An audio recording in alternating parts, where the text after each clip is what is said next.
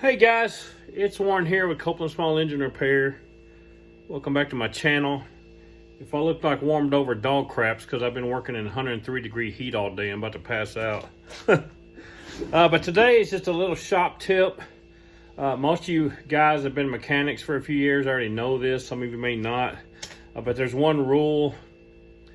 If you have a shop, there's one rule that you have to abide by and make sure you take care of every single day, or it can cost you a lot of money. When you leave your shop at night or at the end of the day, or anytime you leave your shop, one thing you absolutely need to make sure you do is turn off your air compressor.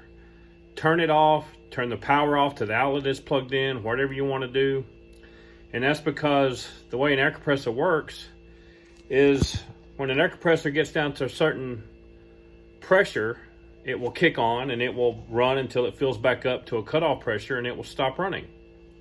Well, if you leave your shop at night and you don't turn your compressor off, and sometime during the night or anytime you're not in your shop, if a leak develops, once it gets down to a certain pressure, just like it's supposed to, your compressor will kick on and start running. But because you have a leak, it will never build up to enough pressure to shut itself off. So it will run until it pukes its guts out. And a lot of shops I know will have their outlet that their compressor plugged into wired into their lights. So when they leave and turn their lights off, it automatically shuts their power to the compressor off. If yours isn't like that, you have to make sure you unplug your compressor, turn it off, do whatever you need to do. Because like I said, if you're not in your shop and a leak develops, you pop a hole in an air hose, your compressor will run until it burns up the electric motor, the pump. I mean, it'll ruin it. And I also unhook the air hose right at the compressor. I do that mainly so that if a leak develops the next day, I don't have to let it run for so long to air all the way back up. So I disconnect the air and I turn it off. But mainly you need to turn the power off. And I forgot that golden rule about a year ago. I left my shop and I came back a couple days later, and before I opened the door, I heard this really sick sound, sounded like a dying moose, and it was just this awful wah wah wah wah, this high squealing noise with a low moan. It was weird. And when I opened the doors of my shop, you couldn't see anything. It was just solid white smoke, and it smelled like an electrical fire. So I opened all the doors and just went out and turned the main breaker off to all the power and went out and sat in the yard in a chair and gave it like 10 minutes to let all the air or let all the smoke get out of my shop, so I didn't get killed by the toxic fumes.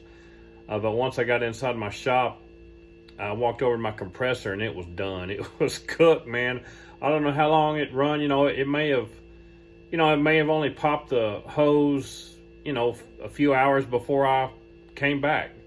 And it may have been running for 8 hours. You just don't know.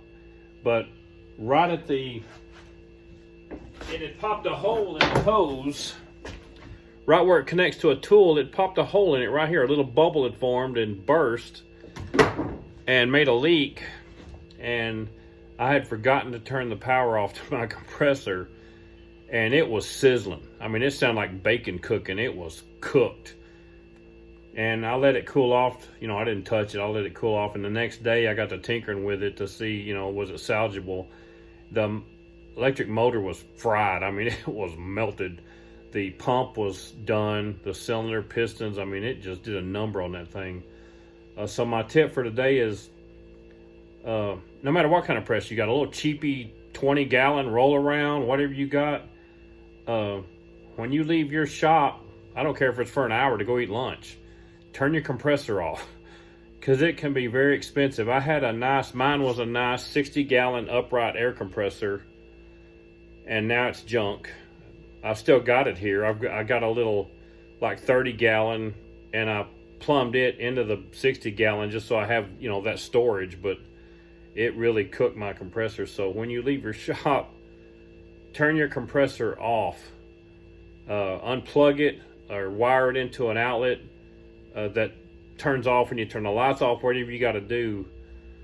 so that if you develop a leak when you're not in your shop, it don't destroy your air compressor. Anyway, that's all I got for you today. Catch me later.